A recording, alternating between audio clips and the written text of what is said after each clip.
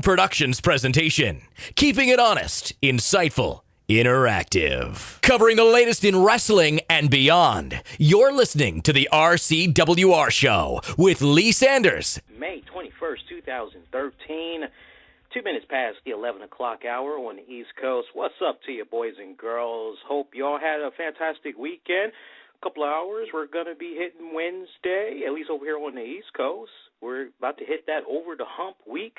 I know many of you are putting those final plans together to make way for going out of the city or the state as we got the Memorial holiday coming up.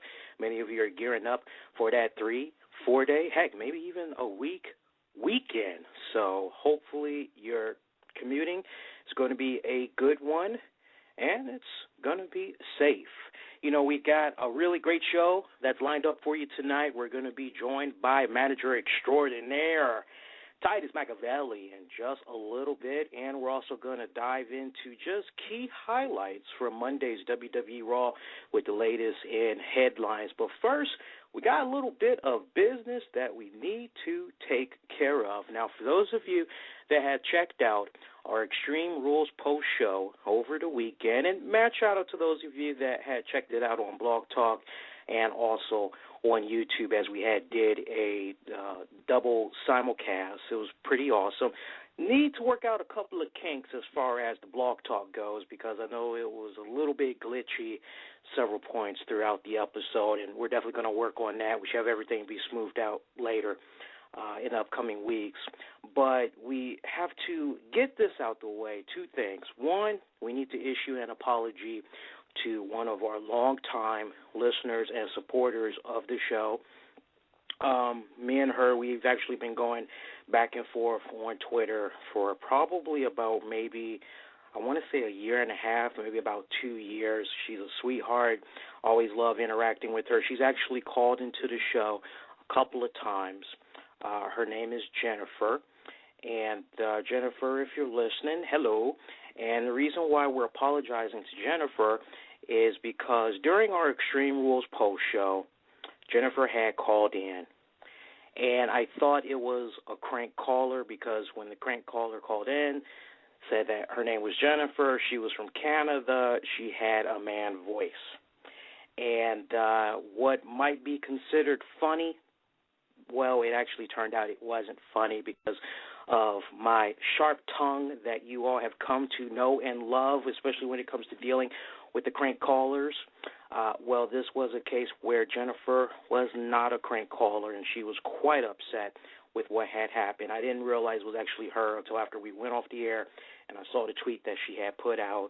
And it's very rare that she calls into the show, so that really had threw me off. Normally, if I'm interacting with somebody on Twitter, even if it's a new person, I usually get a tweet from them that says, hey, look, I'm going to call in. This is the area code. Look out for, and I hook them up. But this was definitely a case where I did not know Jennifer was going to call.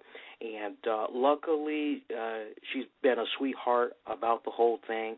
And for those of you that are kind of a little bit confused about, well, why are you apologizing to Jennifer? Well, Jennifer is a transgendered. And, yes, folks, it turns out there are transgendered folks that are out there that do watch pro wrestling. And to make things up, too, Jennifer, I had told her that if she can pick a lesbian, gay, transgender organization that does a lot of work in preventing and awareness and things of that nature, treating folks that are gay, lesbian, or transgendered, treating them fairly and all that. If she could find an organization that I'd be most happy to make a donation to, to try to make amends. And she did recommend a organization. So in the very near future, we will be making a donation to the organization of Jennifer's choosing. And on top of that, going forward, we're now going to be doing something we've never done before in the history of the show, and we've been doing this for almost a year and a half now, which is we're going to start screening callers. That way we know who's definitely legit and who is fake. So be prepared from here on out. I may be the one that's going to screen you all that call in during a commercial break, get your name, where you're calling from, get your general thoughts, just basically get a feel from you to know whether or not, you're actually a legit caller or if you're just BSing around. And if I determine you're just BSing around, then you're not going to even make it to live air. You're just going to be stopped during the screening call. But it's either going to be me or whoever else that's here that might be available. We're going to start screening calls that way. Something like that never happens again.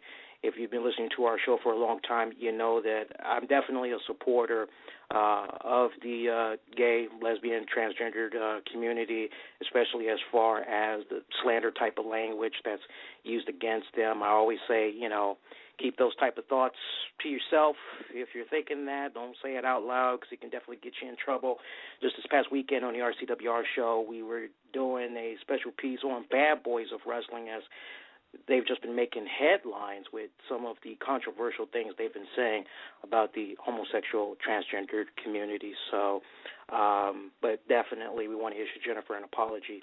One other thing that we want to get out the way as we get ready to bring in our special guests, we were devastated to hear the news about those that had lost their lives during the Oklahoma City tornadoes that had hit less than 24 hours ago. And I can't stress this enough. If you all have not donated yet, you really need to. The images that have just been coming in on the news feed, it's just been really horrific. I mean, last I heard, and I'm getting a rough estimate, I still haven't been able to confirm because I've been doing a lot of multitasking, so I really haven't been watching the news like that. But last I heard, at least up to 40 people have died during this tornado storm.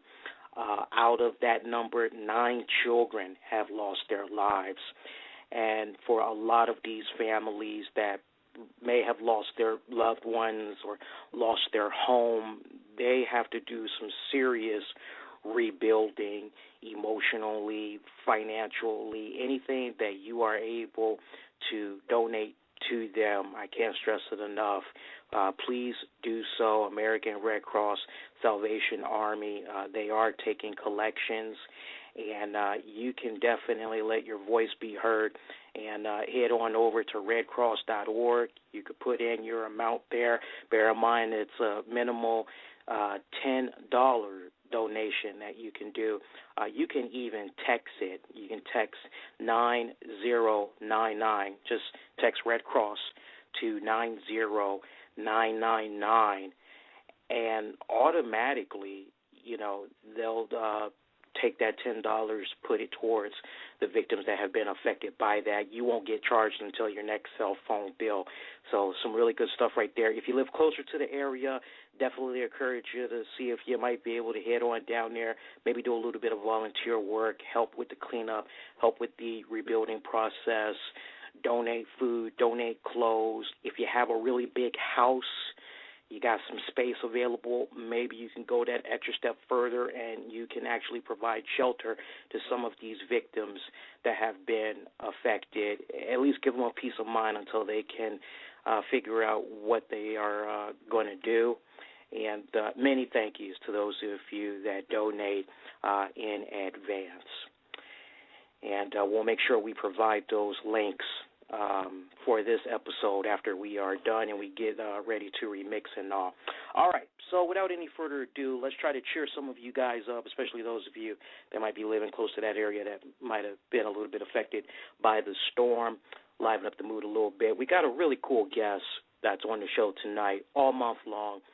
We've just had really cool, awesome guests that's just been stopping by the show, granting us interviews, and as this month is winding down, that trend continues tonight, and we're very honored to have this man on the show tonight. I think you guys are really going to love him a lot. He is the one and only Titus Machiavelli. Now, let me just really set this up for you guys as I get ready to bring him in. Yeah, he is a jack of all trades. I mean, this guy has been a wrestler. He's been a ring announcer. He's also been a manager, and he has his own radio show.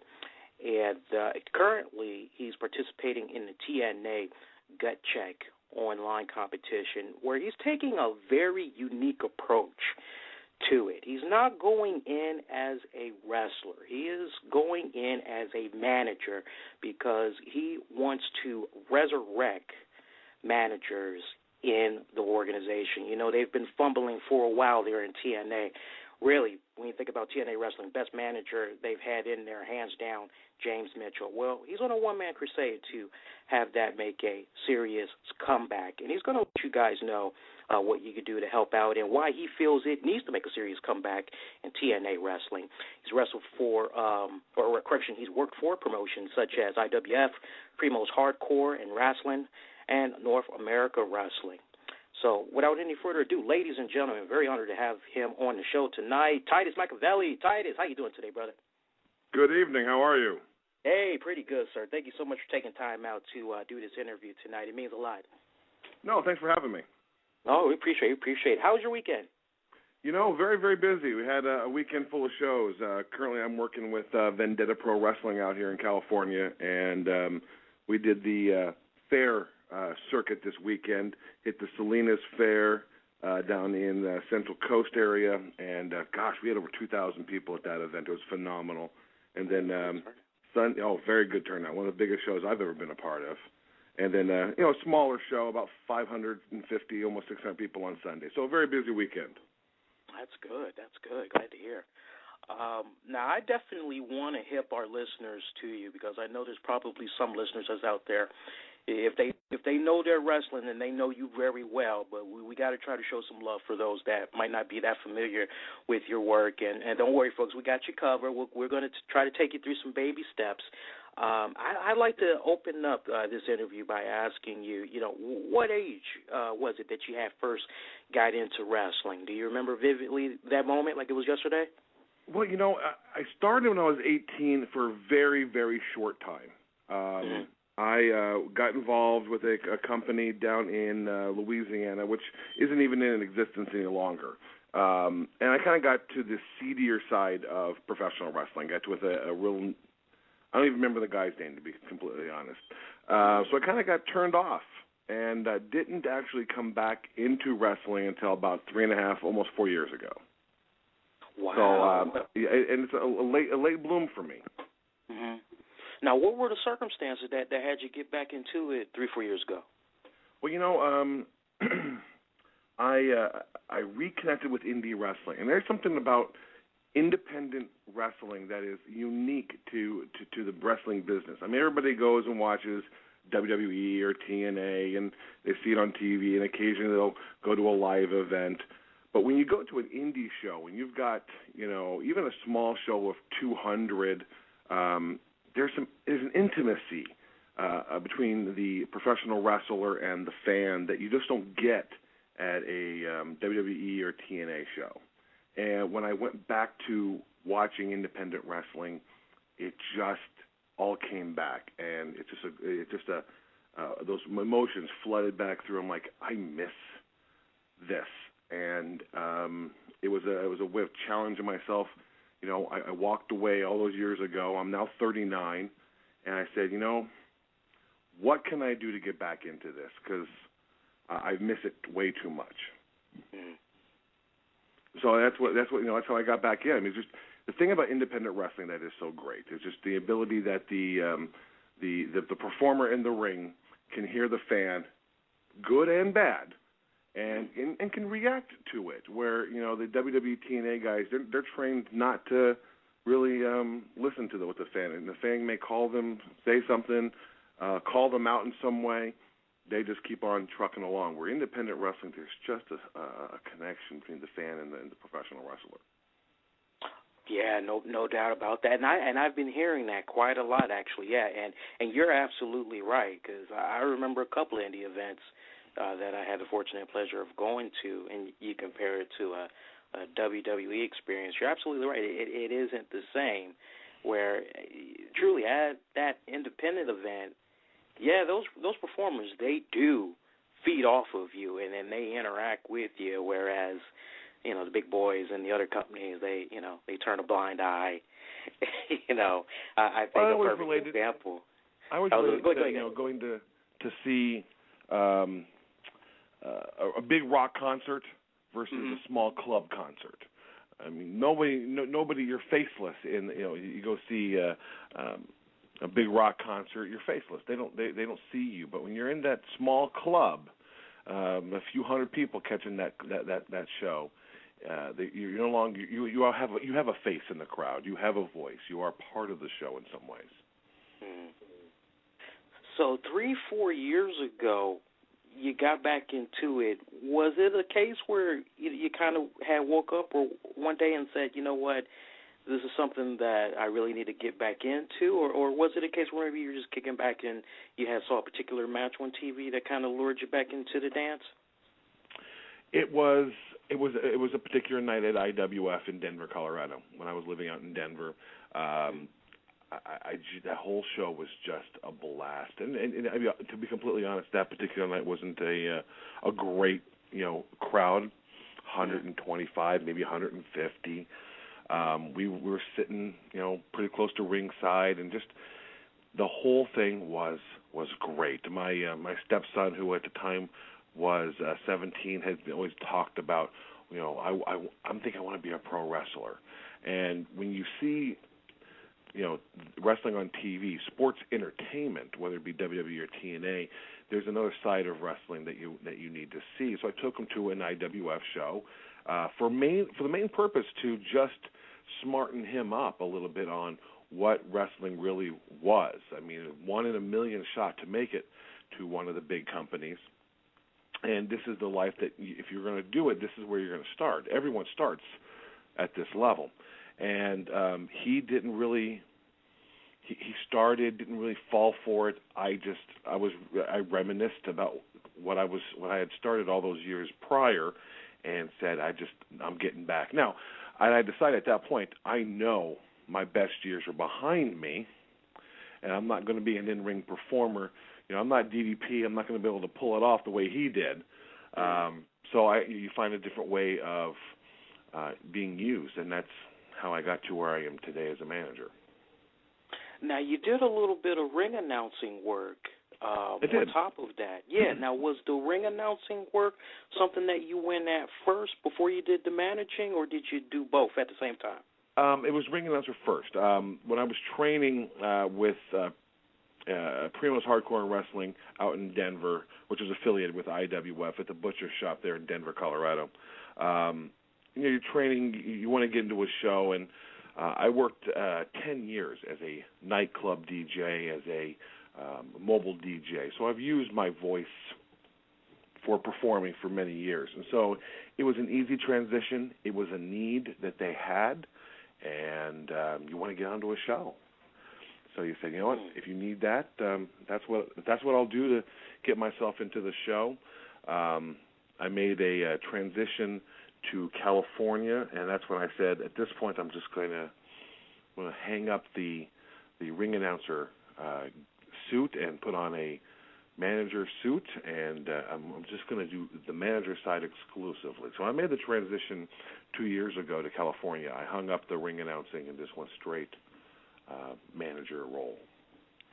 Yeah, because, I mean, I've seen a little bit of your work, and I definitely got to give you a huge compliment. Your voice is definitely commanding, because you kind of had, especially when I saw some of your promo work as a manager, I'm kicking back and I'm saying, man, this is a nice throwback, because I can remember guys like Gordon Sully, and even when Vince McMahon was doing his thing in the old days, like right after he took the company over from his dad, and then, of course, you got AWA's Larry Nelson. You kind of had a little bit of a vibe like that going on. I'm like, yeah, this is a nice throwback. So what had got you into managing full-time? Well, I felt that was the ultimate goal. When I decided to get back into pro wrestling, the goal was to be the manager. I felt it was something that I, at my age and where I was in life, that's what I could do. And so that was the goal. The ring announcing was, excuse me, the ring announcing was just a caveat to get me to that point. So that was just the goal. This is what I want to do. And there's not a lot of managers at the time that I started. There really were no managers. James Mitchell over at TNA. I don't know if even WWE had any real quote-unquote managers of any kind. And so it was something that was very, very rare. And in California, there's probably a handful. In Colorado at the time, when I left Colorado 2 years ago, there was only one. There's one or two now. So it's something that's very, very unique that people don't see very much anymore, and something that really is missed from the wrestling business. So it's something that I felt that it fit my abilities. I'm a good talker, which is the main part of what a manager does, is to help talk for the guy who maybe doesn't have that talent down yet. And the charisma and the things that I do, it just was a natural fit for me. And you're absolutely right, because I mean, especially with TNA wrestling, I mean, you look at it today, they have nobody, and not absolutely not one. And the greatest that they had was James Mitchell. Some would kind of argue Scott D'Amore. He did fairly well. Some would say Conan was a good mouthpiece. Karen Jarrett, I don't know how. I'm a little bit on the fence about that one. I do think she was a good on-air heel character, but I don't know if I'd go as far as say manager, because I didn't really see her manage anybody. And, I'm going to say something pretty controversial here. If you look at over at WWE, I don't look at Paul Heyman as a manager. Really? And I don't, because he's something bigger than that. A manager is somebody who the role of the professional wrestling manager is he's the talker for the wrestler. He's somebody who gets involved. Now, of course, this past weekend he got involved at Extreme Rules, so maybe my definition needs to expand a little bit more, because he has become more involved. I think over the last few weeks and maybe a couple of months, he has that full-time manager role. But up until until Punk lost the WWE title, he really didn't have much. He had some small roles in talking. Punk didn't need a manager. Punk talks very well for himself, as we all know. He never interjected himself in the match in very many instances. So the true definition of a manager, he didn't fit until recently. He started to do that more and more. But still, there's just something bigger than that for him. He's almost like the promoter within the promotion in some ways. It's more than just a manager for Paul Heyman. He's elevated past that role in many ways. Karen Jarrett, I would agree. I don't think she was a manager. Maybe I'm being sexist, and it's not intended to be, but there is no women managers that I see. I mean, you got Natalia with the Great Khali. You got the Funkadactyls. Those are just sidekicks. Then you have Rosa Mendez with Primo and Epico. Sidekick. I don't see them as a manager. Zeb Coulter fits the manager. I don't even see Ricardo Rodriguez as being a manager. He as well as a sidekick. He's the ring announcer. He was more involved when Alberto was a heel, but not so much now. He's more of that cheerleader on the outside sidekick. Really, it's down to Zeb Coulter. It really is. And when I look at a manager, I look at Bobby the Brain Heenan, Classy Freddie Blassie, the Grand Wizard. These are guys who talked, who worked around the ring.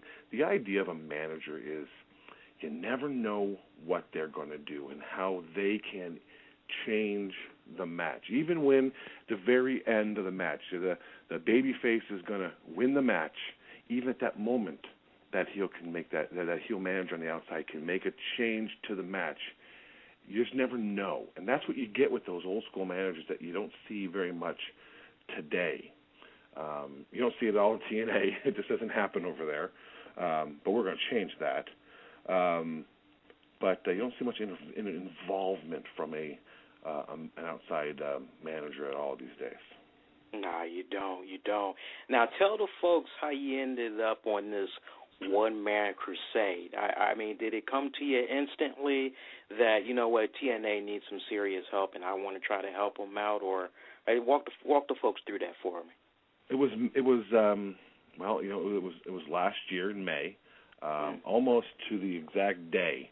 1 year ago today, this month, that TNA has these things called gut checks. They do them all across the country. You apply. They take, referees, wrestlers, ring announcers, managers, anybody who works in the wrestling business. You apply and you go through this process. They accept you, and then you do this couple-hour gut check. Mine was in Bakersfield, California, at the Rabobank Arena. You get into the ring, and they have the wrestlers go through, matches. They have the manager manage outside. You do your promos. You kind of do a tryout in some ways. Mine was with Brian Hebner and D'Lo Brown. And I had a conversation with D'Lo Brown afterwards, and he very complimentary. One thing I'm very good at is my mic skills. I'm a good promo guy. I better be. That's my main function. And he told me I did a phenomenal job with my promo. He was very impressed. And I said, "What's the deal? Why is there no managers in TNA?" And he goes, "It's a lost art. It's something that so few do it well, and when they don't have anybody who does it well, it kind of gets lost in the shuffle." And I started thinking about it more and more and more, and never heard anything back from TNA. Lots of people have gone on to do their TNA gut check on Impact, and a few months back, TNA sent out an email saying everybody that was involved has the opportunity to be in this gut check challenge. And how do you make yourself stand out? That's what young wrestlers need to take on, is how are you going to market yourself? And you have to think of it in that aspect. It's in the independent wrestling world, it's not up to the promoter to market their wrestlers. It's their job to promote their shows.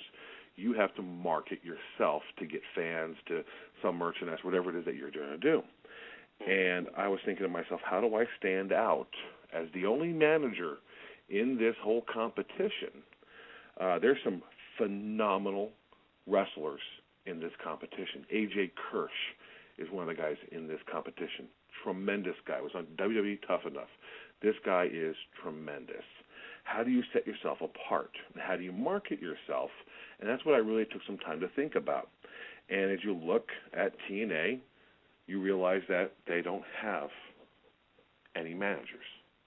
They had Ric Flair running around the outside with Fortune not that long ago, but again, I don't look at Ric Flair as a manager at that point. He was a wrestler who was on the outside in some aspects. Mm-hmm. And I thought to myself, well, how do I restore the manager to TNA? Oh, look, I have a great idea. It really was that simple. How do I restore the manager to TNA? Well, you start with that. You do a restore the manager hashtag campaign on Twitter. You start a Facebook page, and you kind of just share it with people you know, fans that do follow you. They share it with their friends, and it kind of grows. And that's kind of where we are now. I have over 3,000 likes on my Restore the Manager Facebook page. I have a couple of people who help run that for me. It started to really snowball. People are like, yeah, we do miss managers. They do need a manager over there. And TNA Gut Check, their Twitter, has started to follow me on Twitter. You can follow me as well at Evil Genius Titus. They started following what I do. I tweet certain things. They retweet them. They retweeted this show, and I tweeted it today. Nice of them. So it kind of just snowballs from there. And the whole payout of this is going to be next week when the voting bracket for my bracket opens up for the 3 days it opens. We'll see. And that's bracket 15, correct? Bracket 15, yeah. May 30, 31, and June the 1st. Over at the website they have is challenge.tnagutcheck.com. And there people can register to vote. They kind of changed some things. They had an open voting before, and there were some serious issues with that. There were guys in my first bracket that had over 20,000 votes. And you're thinking, oh, my gosh, wow, how's this going? Those guys who got 20, one of the guys who was in my bracket, I'm not going to call anybody out, but one of the guys who was in my bracket originally who had over 20,000 votes lost his bracket recently with 66 votes. Ooh. There was some serious irregularities with their original voting system. So now it's much more legitimate. They realize they made a mistake using Twit poll. They now have a real legitimate voting. You just go to that website, challenge.tnagutcheck.com. You register to vote. You get 1 vote per IPA address.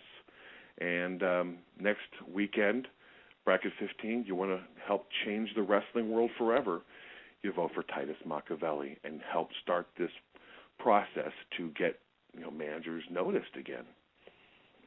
It really is an art form that's lost, and it really does need to make a serious comeback. I couldn't agree with you more. And I'm not saying I'm the very best one out there. I'll say I'm you are the best. I tell you, there's some great guys that I know across this country who are just tremendous. And what I want to happen is, because I have this opportunity, the winner of this tournament, the ultimate winner, gets a segment on TNA Impact. Now, I'm not good enough I don't want just a segment. I want Dixie Carter and Hulk Hogan and Jeff Jarrett to go, damn, he's good. Let's get him here full time.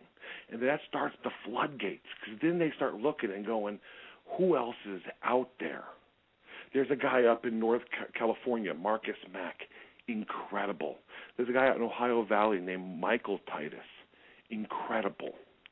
There are guys out there who are great at what they do. So my hope is not just for me, but for the art form that is the wrestling manager, the Bobby the Brain Heenan, the Mr. Fuji, the classy Freddie Blassie. I want the next guy to come behind me, because I'm not one of those guys, but there's one of those guys out there. That's what I want to see ultimately. I want to change wrestling forever. I want to restore this art form, and this is my opportunity to do it. So it's either put up or get out. So I'm trying my damnedest to get people to go, yeah, let's do this. Let's do this together. You definitely got my vote as soon as it opens up. I tell you that. You definitely have it, because I've seen a little bit of the work, and you know what, up until the final day for the voting contest, we will actually, and I haven't done this before for any guests, and we've interviewed a lot of folks this past year plus, we're going to actually play a little clip of one of the promos that you did, encouraging folks to make sure that they vote for you. And we'll play that out right on up until the final day of voting. And I do that because I definitely am in love with you as the character, as that evil genius, that manager that is looking, what is it that you say best, by any means necessary. By any means necessary. I'm sold on that. And, folks, for those of you that haven't checked out his website yet, I definitely want you to check it out. You can go to www.titusmachiavelli.com. You need a little bit of help spelling it. Have no fear. As soon as this episode is over, we'll actually have the links be in there. And we'll also send the links in the chat room. I'm actually looking at the links right now. I can do a copy-paste, and we can put them in the chat room for you all right now. And you can check out some of his work. You even do a radio show. And tell the folks a little bit about that. Yeah, it started out really as a goof. When I was at North American Wrestling, I was embroiled into a feud, and it started out as just really an avenue. On the first 3 episodes were on YouTube, and just me kind of bloviating in total kayfabe, as we would say. I was total character, and I just didn't like the way I looked on a webcam. And I decided to take this to a podcast over on, hosted on Spreaker. I looked at Blog Talk, and I looked at Spreaker, and I kind of just made that decision. And I just started doing it every week. And it's the Titus Machiavelli Show. You can find it at titusradioshow.com. It's on iTunes. And it was some tough times where you're only seeing 3 and 4 people listening to your radio show, but you get up and do it every single day. Yes, I can relate, yes. I'm sure you can. Yes, like, okay, I set up a Spreaker account like about I set up a Spreaker account like about maybe last month, and I said, let me just test this out. And, it was kind of nice. It was like, 11 people, 5 people. It was just so disheartening. It was like to go from Blog Talk and then, okay, let's rebuild again. Right. And I might go back to it, but looking at those early numbers, like you said, it was kind of like, disheartening. Yes, disheartening. When you're looking like, I had 3 people listen to that show this week. Great. And you have to get up and get another one done. But then you start seeing, 50. You're like, okay, this is starting to go. And now you're up to, 100 and 200 and 300. So it's been a nice thing. I've been kind of busy, and I haven't been as consistent as I once was with it, and I'm ashamed to even say that. But how life sometimes kind of you have a wrestling life and a real life, unfortunately, and you can't always keep up as well as you want to. But a lot of people listen to every single episode. I received a few texts from guys who were listening right now, who listen to my radio show, who I've sent over here. I know Rico, a big fan of mine for a long time. He's listening. I just gave him a shout out. He's probably marking out like a girl. But I have a radio show. So it's fun. It's just another avenue of marketing, and that's something that I do in my real life, and it's something you have to do. If you're listening and you're a young wrestling guy and you're a girl and you're like, what do I need to do? You need to market. You need to market yourself. You need to find something that makes you unique, that makes a promoter go, yeah, I can sell that. I can use that. And then you go to the next promotion and the bigger one, and eventually a TNA or a WWE says, there's something we can sell. That's what it is. That's really why I got this Restore the Manager thing going, is I want TNA to see this. They can sell this. They can make money with this. And, and I'm along with the ride. So that's what you really need to do in this business to make an impact, is that you have to find what it is that's believable, that's really you, and sell it. And if you can sell it, then these machines that are, sports entertainment, if you can sell it, they can sell it. And that's the whole point of doing what you do, is you have to sell yourself. On that note, I want all you boys and girls to show Mr. Titus some love and make sure you mark it down on your calendar, on your Outlook, May 30th, June 1st, bracket 15. I want you to vote for this man. Let's send a message to TNA Wrestling that we want the era of managers to return to the company. You can follow him on Twitter at Evil Genius Titus, Facebook.com/Mr. Titus Machiavelli, YouTube at Titus Machiavelli, and you can go to his website over at TitusMachiavelli.com. Don't forget to show him some love. Check out his show when you get a chance. The Titus Machiavelli Show on Spreaker.com. And for those of you that don't have a pen and paper, don't worry. We got you covered. We have the links in the chat room right now, and we'll also make sure we include the links in the episode description. So those of you with the smartphone, iPad, you'll be able to click it, and it'll send you directly to there. And Titus, I definitely want to take this time and thank you for doing this interview. Very insightful, and I definitely want to stay in contact with you. I always tell guests that come by the show, and we've had repeated guests. Anytime you want to come on back, you're more than welcome, even if it's, to talk about upcoming event you're going to be doing, plug, or just fool around. You're more than welcome to come on back. We'd love to have you. Well, I appreciate it, and I will definitely do that, and I appreciate the opportunity to talk to your fans and your listeners, and let's change the wrestling world forever. Restore the manager. Yes, definitely. Let's restore the manager. Titus, thank you so much, man. We appreciate it. Enjoy the rest of the night. I appreciate it. Thank you very much. All right, thank you. Right, bye-bye. Bye. All right, ladies and gentlemen, the one and only Titus Machiavelli. Damn good guy right there. All right, we're going to go in here. We're going to take a very good commercial break. It's a good commercial break. Trust me, it's going to be a good one. We're going to play you guys some music. We'll come right back.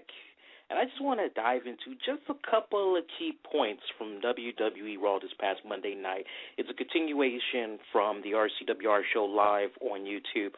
My good friends, if you haven't subscribed to our channel yet, you're really missing out. Every Monday night, immediately after Raw, yours truly is kicking back live in the flesh, interacting with you all. I'm giving you all my thoughts, overall review of Raw. Pretty awesome if you end up not checking out the episode. We hook you up in about, 35 minutes or less. And we're continuing the conversation from that, as many of you are still just up in arms over the new Curtis Axel, Mr. Perfect's son. And you all are still quite a little irritated with the way Raw had ended with Triple H, and looks like the concussion that he took from Brock Lesnar at the pay-per-view caught up to him during his match with Curtis Axel. We'll go a little bit more in-depth about this, try to see if we can filter through it all, and we'll also talk about the very latest in wrestling headlines. So kick on back and enjoy. RCWR show, Tuesday night, May 21st, 2013, 15 minutes before the midnight hour on the East Coast. Ladies and gentlemen, give me your attention. My name is Titus Machiavelli. I am the evil genius of professional wrestling, the very last American capitalist in existence today. I am part of TNA Gut Check's Gut Check Challenge, the opportunity for one star across the independent wrestling scene to make their impact on TNA Impact Wrestling. I am the only professional wrestling manager in the challenge. Stand up with me, join up with me, give me your vote. Furthermore, bigger than that, you need to join the revolution, the movement of the Restore the Manager Project. See, right along here, RestoreTheManager.TitusMachiavelli.com. You can go there, you can join up, you can say, we want managers back at TNA Wrestling. Join with me, sign up, tweet, Facebook, do whatever it is that you do. Join with Titus Machiavelli and do it by any means necessary. For news you can use, like us on Facebook during this commercial break at Infinity One Productions. So, we got a little bit of interesting news that we want to share with you all. You know, a new era is going to be coming for Tuesday nights on the RCWR show, beginning effective June.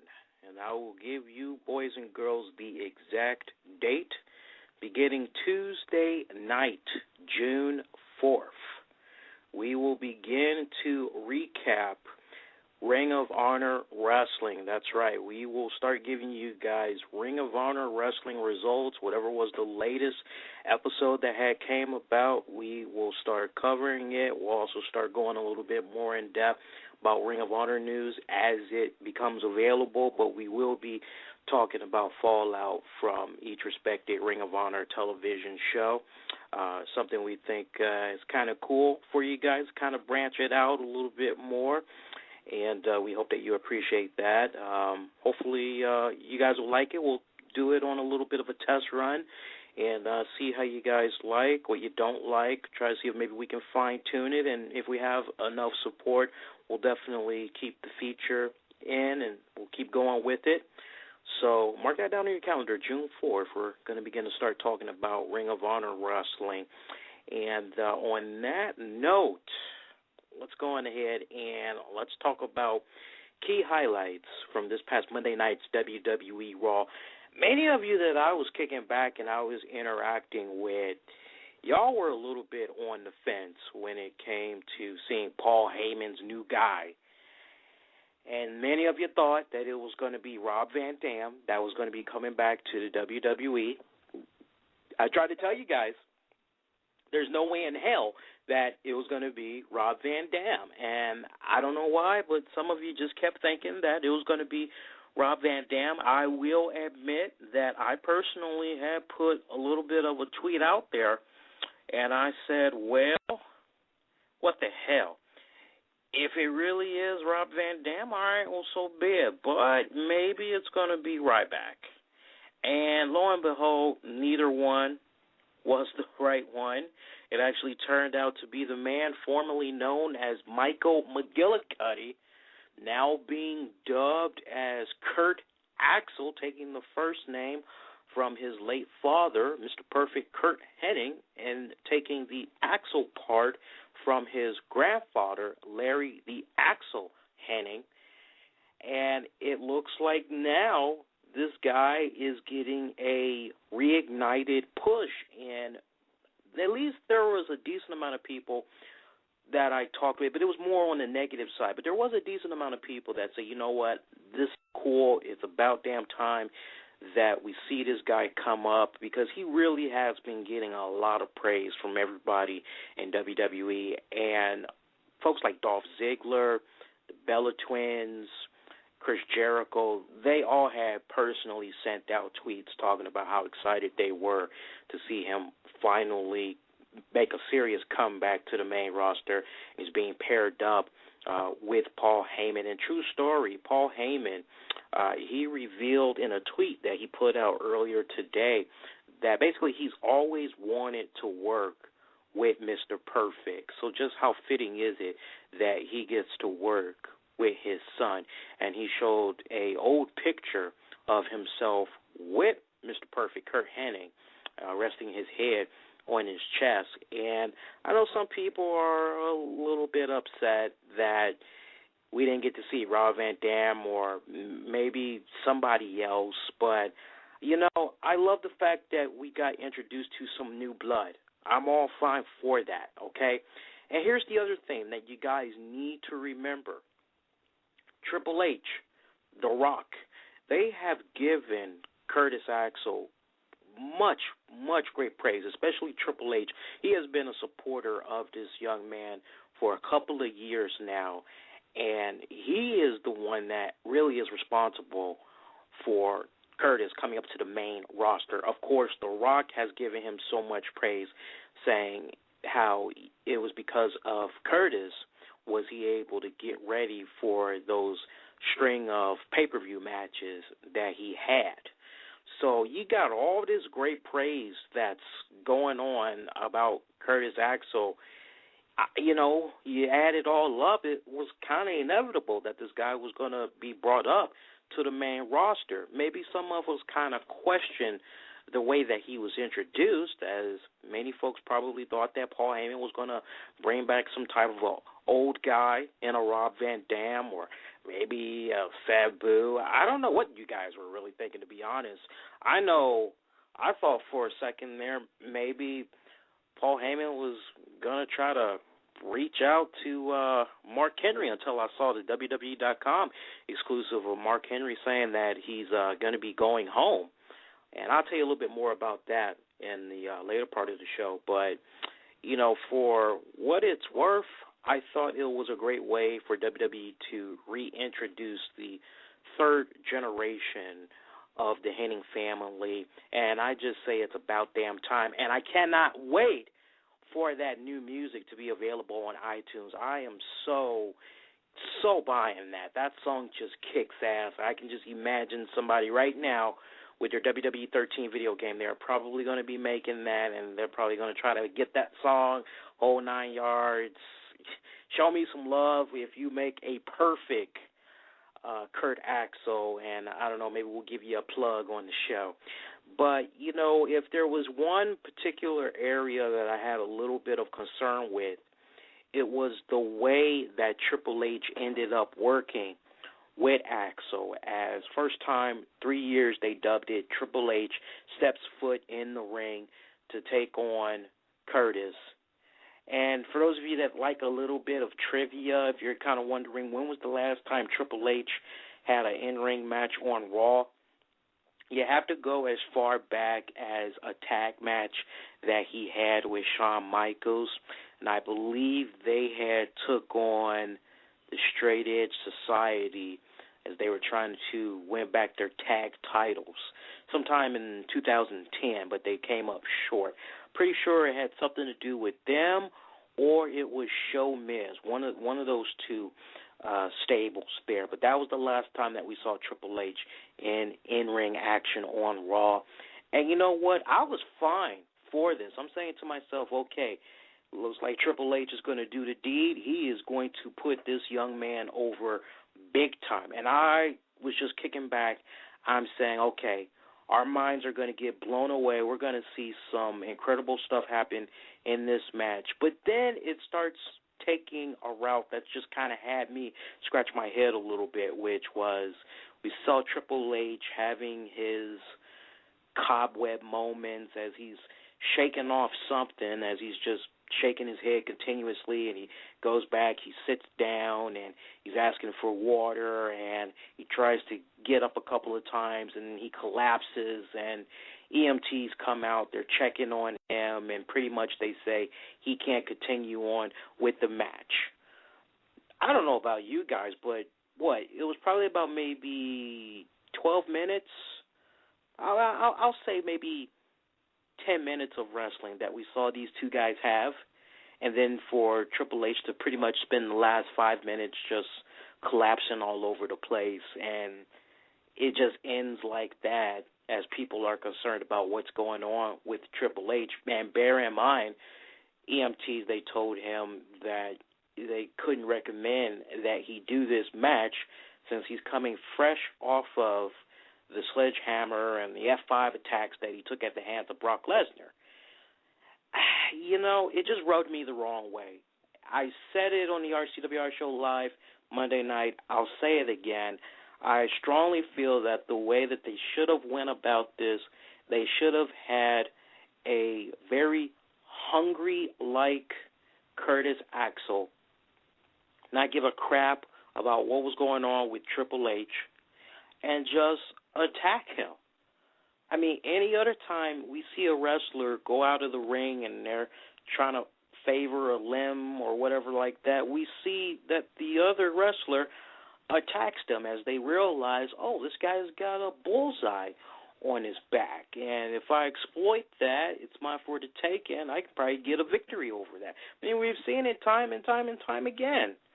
So it was definitely weird seeing that go down, and you know, it definitely kind of had me go, well, if Triple H really wasn't going to do the whole 9 yards and really put this young kid over, then what was the whole point of really having this match? Because for me, his fairy tale ending should have been at the Extreme Rules pay-per-view. Now, see, here's what really should have went down. Triple H should not have been on TV Monday night. Jerry Lawler and crew, they should have sold the hell out of the vicious attack that he took, and they could have done that for like about maybe 2 weeks.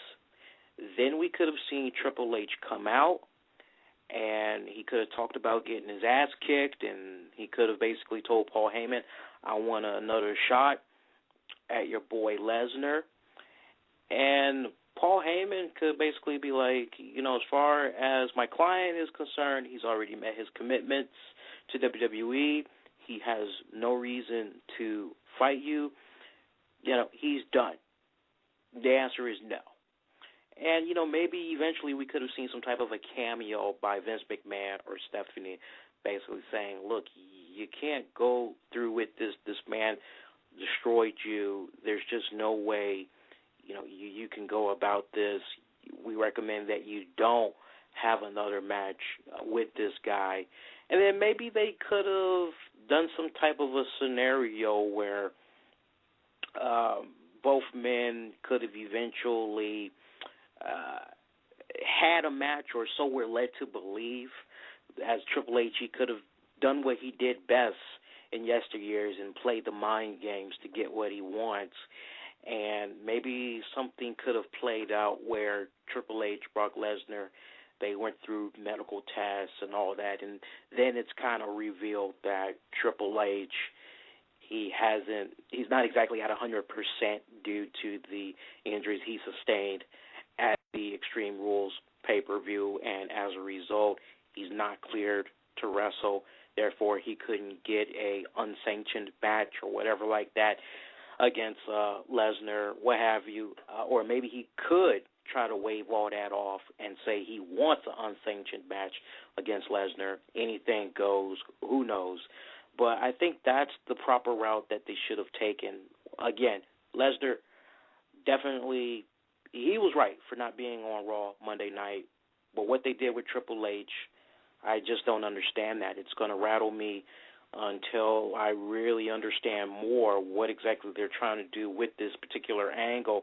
Now, we're hearing a couple of storylines from a couple of various sources that the angle that they're trying to use is the Triple H concussion is basically going to prompt Stephanie and Vince to say, Hunter, maybe it's time for you to hang up the boots for good. I'm not really sure about that. I'm really not. But I think we all can definitely be in agreement that Curtis Axel, he definitely did not make a name for himself off of Triple H on that night. And though he might have been debuted as a new Paul Heyman guy, what momentum did he really take away from that on Monday night? Don't get me wrong. I expect big things to happen for him. As Paul Heyman said it best, 2002, he basically brought us Brock Lesnar. 2006, he introduced us to CM Punk.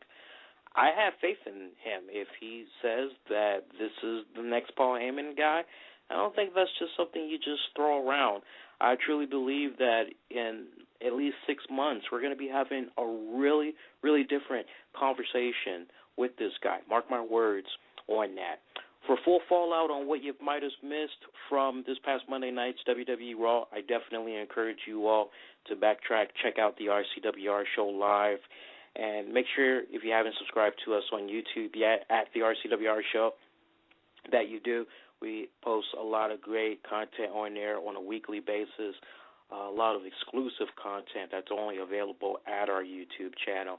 So subscribe, comment, give the videos a like. And by the way, we definitely got to show some of our YouTube audience a little bit of love and just read some of the comments that had came in from Monday night's WWE Raw. And let's go with our good friend Nessa Millian. Always love it when we hear from him. One of our most dedicated commenters on YouTube. SOS, WWE needs CM Punk. Well, my friend, payback is going to be happening in Illinois in less than a month. We just may see CM Punk make some type of a cameo. He's been making headlines, but not in the way we would like, as he's been kicking back, talking about MMA. Wrestling Titan, he's a new RCWR show follower, but we love hearing the comments from him. Direct quote right here, and this is with regards to Curtis Axel. Guys, give Curtis Axel a chance. You scream for new talent, and when it's presented, people start to complain. Don't forget, he trained with The Rock before he came back to face CM Punk. Rock praised him, too. He needs to be given a push after years of messing. I'm not sure what he's trying to say right here. I'm trying to read it word for word. After years of messing about on superstars. I guess what he's trying to say is he needs to be given a push years after being off and on superstars. He's got the look, and it was good that he stood up to Triple H. P.S. His reworked entrance music rocks. Looks like we got one more comment coming in. I can't believe they flagged that as spam. I'll actually say that's not spam. This comes from DGX Taylor Gang K Crew, whatever guy, I don't know. Fuck Cena. Well, my friend, with all due respect, Cena didn't even appear on Raw that night, so I'm not really sure what you were watching.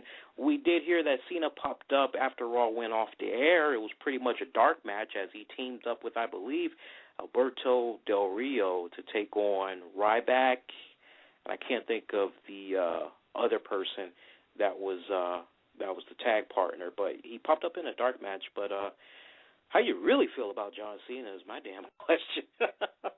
All right, let's talk a little bit about wrestling headlines for you guys. And, well, wait a minute. We got one more comment coming in. And this comes from Devil's Own 18. Your bald head looks like an egg, bro.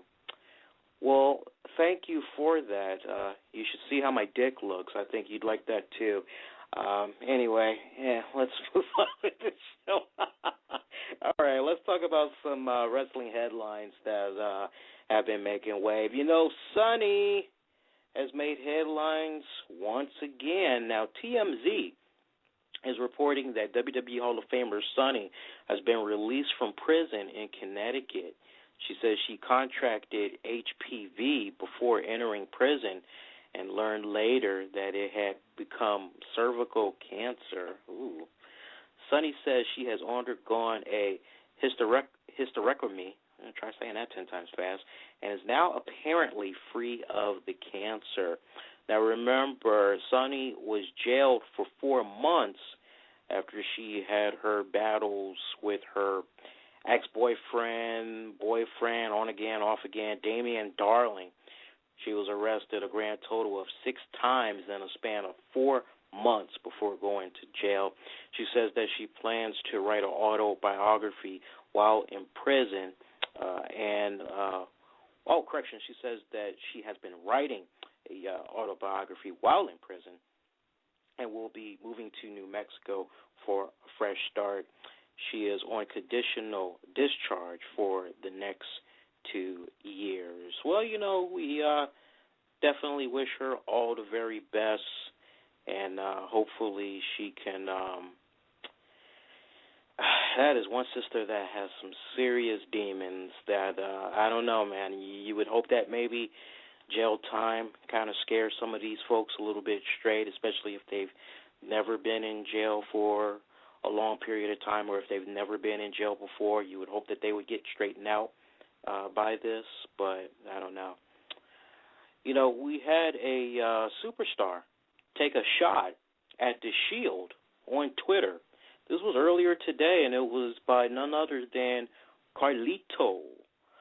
I spit in the face of people who don't want to be cool. Direct quote right here. Just watch Raw. 2 members of the group need to stop believing in the Shield and start believing in the gem. Obviously, that is a crack to Dean Ambrose and Seth Rollins. You know, Carlito, you know, that's a guy that I would probably never invite to the show. And I'm going to tell you the reason why. And I think many of you, if you've been kind of reading his tweets off and on pretty much since his release from WWE, I think you all would be in agreement. Carlito has just been he's been one stuck-up, arrogant prick, quite honestly. I mean, he was a prima donna when he was in the WWE. He always wanted to do things his way. He didn't want to kick back and listen to creative. He damn sure didn't like it when they tried to make him be a baby face. Remember when they tried to pair him up with Trish Stratus there? He wasn't really too keen on that. I mean, he's just been a prima donna about a lot of stuff. And, you know, you say comments like that, I don't know if this guy's really thinking, but he should really be keeping his mouth shut, because karma has a weird way of coming back and kicking a person in the ass. And the reason why I say it like that, his cousin is in the WWE, Primo.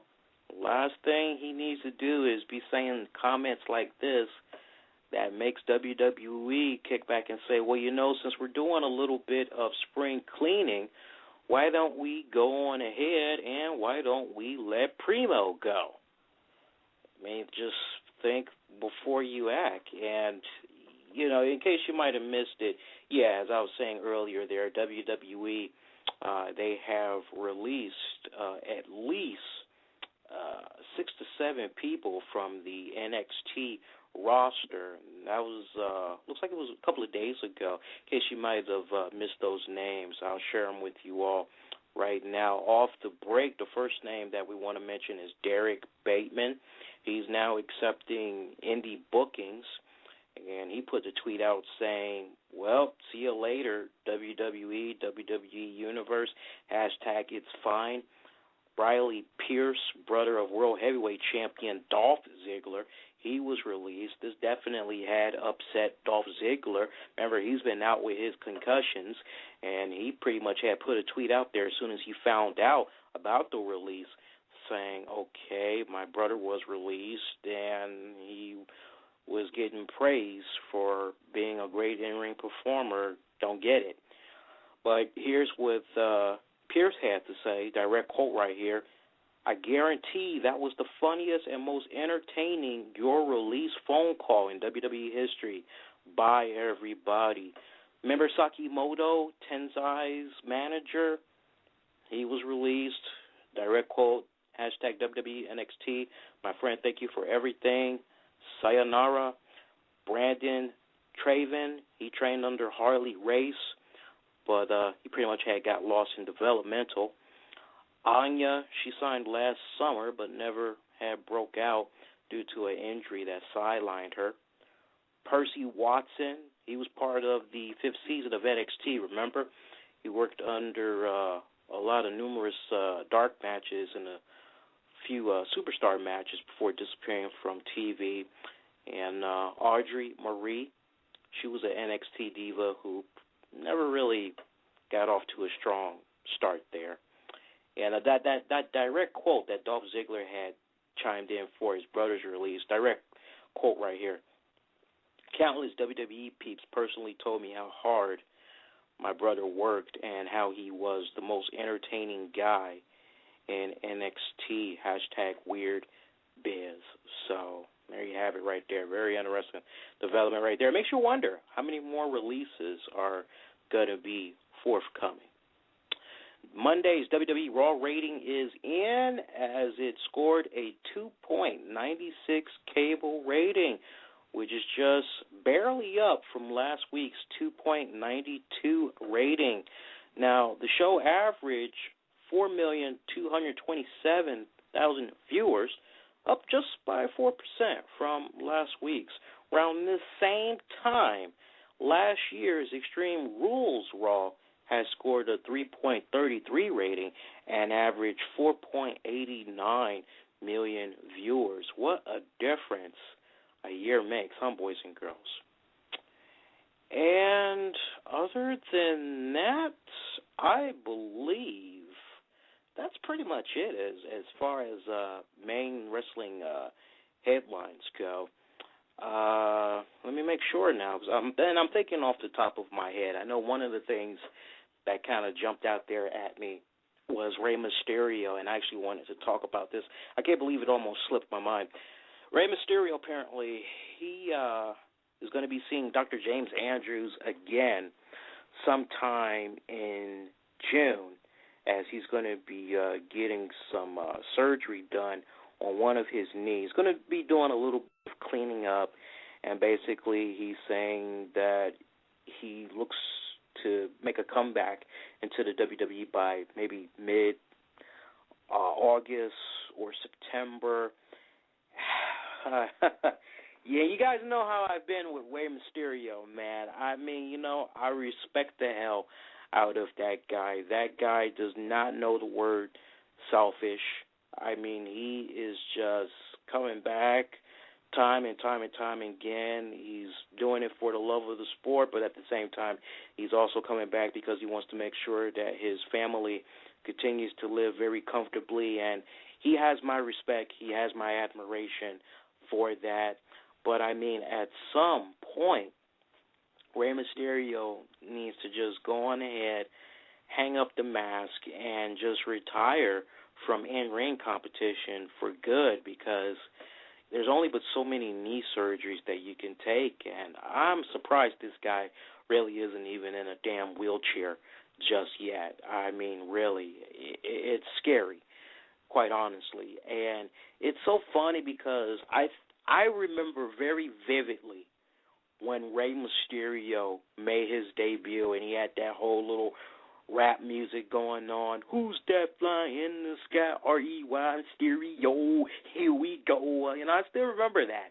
And I remember how he just used to explode from the floor and he'd be just all high in the air and pyros would just come all out. And I remember how high he used to jump up in the air and come down. And it looked like he would jump at least 5 feet in the air and he'd come down. And I used to say to myself, God damn, if he doesn't hurt his knees there, I don't know what will. But, I mean, his style of wrestling, he's been just a little bit smarter in recent years, but he's still kind of going at the same pace almost as when he first debuted. Now, I'm not saying, don't get it twisted now, I'm not saying that he's still wrestling like Rey Mysterio from his WWF debut.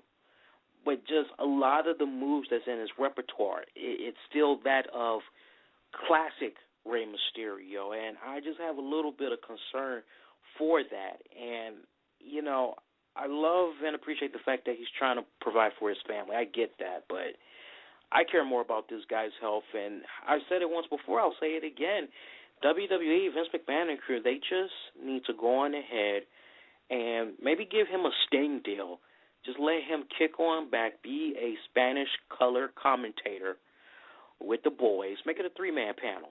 I know they got Hugo over there still. I don't know who the other guy is, but put Rey Mysterio over there, make it be a 3-man panel. I think he would do a freaking phenomenal job telling the in-ring story, making fans feel invested into the matches, and he could probably tell some really, really great stories when it comes to seeing guys like Chris Jericho get in the ring. I know he's had the pleasure of taking Wade Barrett on a couple of times. There's a lot of people that's on that WWE roster right now that he's faced over the years. I'm sure he could tell some really good stories that could really make the Hispanic audience feel inclined to hear his commentating and as they're watching the matches. But that would really be a good transition for him. Maybe they could also use him as a social ambassador, or correction, a PR ambassador, have him make his rounds amongst the Latin communities and spreading awareness about certain things, maybe immigration or immigration's rights, things of that nature. WWE, they have Rey Mysterio in the perfect position where they can really capitalize big time off of him outside of the ring. They just got to pull the damn trigger already, and hopefully it doesn't end up being a case where Rey Mysterio is in a wheelchair before they start thinking like that. But if I were to pull a wrestling Nostradamus, I'm going to say that Rey Mysterio is going to be done wrestling before May of 2014. Before May 1st of 2014, mark it on your calendar, Rey Mysterio will be done with wrestling altogether. Now let's talk about Mark Henry. See, you guys thought I forgot, but I got you. Mark Henry, he apparently had injured his shoulder a little bit at the Extreme Rules pay-per-view, and it's nothing too severe. Looks like it might be a case where he just needs to take a couple of weeks off, but apparently WWE is strongly considering turning him into a baby face. Not really sure how you all feel about that. Not really sure a babyface Mark Henry is the route to go. It really comes off as if he is just having some of the best time in his life right now as a heel. And I'm not really sure if folks should be switching it up like that. Quite honestly, I think Mark Henry has a lot more life left in him as a heel, and I think the smart thing to do would be to maybe pair up Mark Henry with how badass would it be to see Mark Henry team up with Ryback. I know Ryback's chasing after John Cena right now, but just think about that combination for a little bit, and then just think about them in the tag division. That would just be freaking phenomenal, I think. But I'm not really too keen on a heel Mark Henry. The only way I see a babyface Mark Henry going about, first question that comes to my mind is, well, if you're going to go the babyface Mark Henry route, who's going to be his arch nemesis? You know what I'm saying? And you got a pretty thin roster of heels that could actually bring it to Mark Henry. Just picture that for a second. What's supposed to happen is Mark Henry, the babyface, supposed to eventually take on Dolph Ziggler. I'm not really buying that match. Or is Mark Henry supposed to feud with a heel Big Show? We've pretty much already seen that a couple of times. I'm not really buying that. The only way it makes sense to do that is to see maybe somebody like Randy Orton go heel. You see what I'm saying, folks? You need a trade-off. You can't just have Mark Henry go babyface without a top babyface guy on the roster go the heel route so that eventually Henry and that person can't collide. That's just my thoughts on that. I could be wrong. I'd love to hear from you. Feel free to call in if you like. 646-478-3525. Once again, 646-478-3525. Just listen to the prompts. Get yourself live on the air. But I don't really see them going that route. I don't think that's the best route that they should take. But then again, maybe they might know a little something that I don't know. But here's something I'd like to know. Where the hell is Christian? You guys need to make sure you show some love and let WWE know, especially if you're a Christian fan, that you miss Christian. Put your tweets out there. Say, @WWE, #Where's Christian? We need to see this guy make a serious comeback to WWE. The guy is just waiting patiently for WWE Creative to give him something. Okay? He's waiting on them to give him something. Give him an angle. We shouldn't have to be hearing that type of stuff. This is Christian. Send your message to WWE on Twitter, on Facebook. Let them have it on Twitter @WWE, #Where's Christian. We got a couple of calls. Let's go ahead and take them real quick before we wrap up for tonight. Let's go to 205. You live on there, my friend. I was just thinking about that question you said. What about Big E Langston? Now, that I could see. I wouldn't mind seeing that go down. But see, here's the thing. Do they have enough substance to make the fans feel invested? I mean, Big E Langston, he hasn't really been one that likes to kick back and talk a lot. He's more of a He's kind of quiet, lady. Yeah, he's very quiet. I mean, I think it'd be a good matchup, but I would need to see Langston talk a little bit more to kind of really get that rivalry with Henry over with the fans. I mean, would you agree? Yeah. I think so. Yeah. That's pretty good, though. I like that. Thank you for that. Mark Henry, Big E Langston. I like that. 804, you live on there, my friend. This is me, Mackenzie. Hey, Mackenzie, what's up? Not much. I'm about the Kurt Axel guy. Yeah. I really don't like how they ended because I've been hearing that he's also a Triple H guy, but you would think the Triple H would do something for someone that's a big fan of him by putting him over. Mhm. You would think that, but once again, Triple H just proved that there's only one King of Kings, and other than John Cena, Triple H really hasn't. Other than John Cena and Sheamus, Mackenzie, Triple H hasn't really put anybody over. That's pretty sad. Yeah. I mean, people like him and Cena, I know they had their fans, but did it really want to go down in history as someone that's selfish? Unfortunately, that's the route it seems to be going. I'm curious, how did you? And I'm gonna backtrack to our previous caller. What did you make of that segment? I mean, just all together, was it kind of odd for you seeing Triple H do all that, knowing that Dolph Ziggler is sitting at home, legitimately with a concussion, saying, "Well, damn, if they were going to do this, they should have brought me back on TV. I could have did some stuff like that." They could have. I mean, I thought it was pretty awkward, just move like that. I don't want him to be real, but if he's faking it like that, then he really didn't do Kurt Axel any service. Mm-hmm. Do you think it was a bit too much overkill to see Triple H come back on Monday night just to do that angle? Yeah, because he could have at least sold the beat a little bit instead of saying, "I got into a war with Brock Lesnar." Mm-hmm. He didn't really study any of the events until the match, which is real because he was the one that was doing the offense. Mm-hmm. Mm-hmm. I want to capitalize on what you just said, and thank you for that. We appreciate that call. I want to capitalize on what you just said. Triple H, key words right here, folks.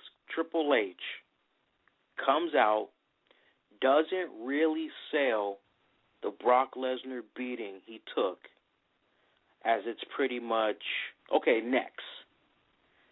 Just mixed signals, just really poor the way that whole thing had went down. Raw overall was actually a fairly decent episode. It was actually, I enjoyed it.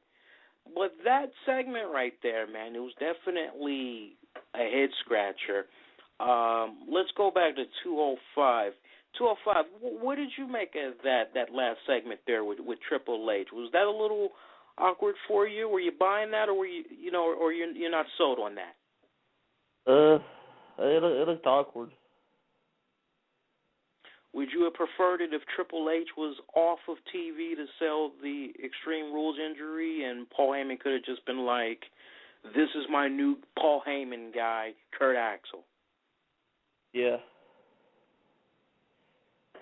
Yeah. They need to get this right. Quite honestly, I hope that they can rebound next week. We know Raw is always having several rewrites. Speaking of rewrites, it looks like WWE has lost a member of its family, not in the way that I'm making it sound. It's not grim or anything. Remember a couple of weeks back, WWE had lost one of their writers by the name of Ed, I want to say Krasowski. Well, this new guy had came in his place, and a lot of folks had believed that he wasn't going to last that long with the company, and sure enough, he did not last that long. The guy only lasted about 6 weeks, tops, and then he turned in his resignation. Now, the story behind this, and I wish I could remember his name for you all, but my mind's kind of fuzzy right now.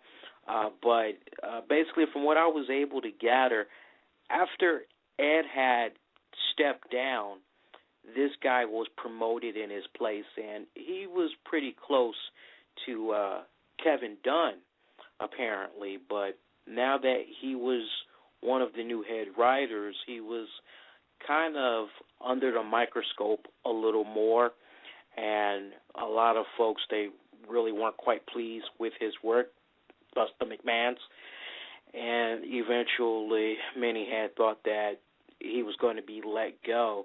But at the same time, they also said he wasn't going to last that long, and sure enough, they were right. 6 weeks it took for this guy to turn in his resignation papers. Some hilarious stuff right there. And it looks like a long-time WWE producer is going to be leaving.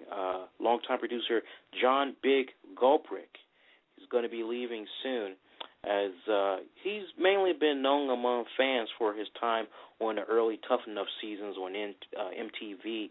His departure is said to be very surprising internally because he was considered a close friends with producer Kevin Dunn. And it looks like it's being reported that the departure was the result of the company's changing landscape as Stephanie McMahon and Triple H continue to overhaul things. And it should be noted that Goobereg has been with the company since the 90s. So that's a pretty powerful message if you have a guy that's been with the company that long that's leaving. It kind of almost echoes some words that Goldberg had recently said on Twitter, as a fan had asked him if he would come back to the WWE, and Goldberg was quoted saying, if Triple H knew how to run the company right. And the fan asked him, or another fan had asked him, well, you know, is there anybody that he would consider fighting? And he pretty much said he would like to kick Triple H's ass.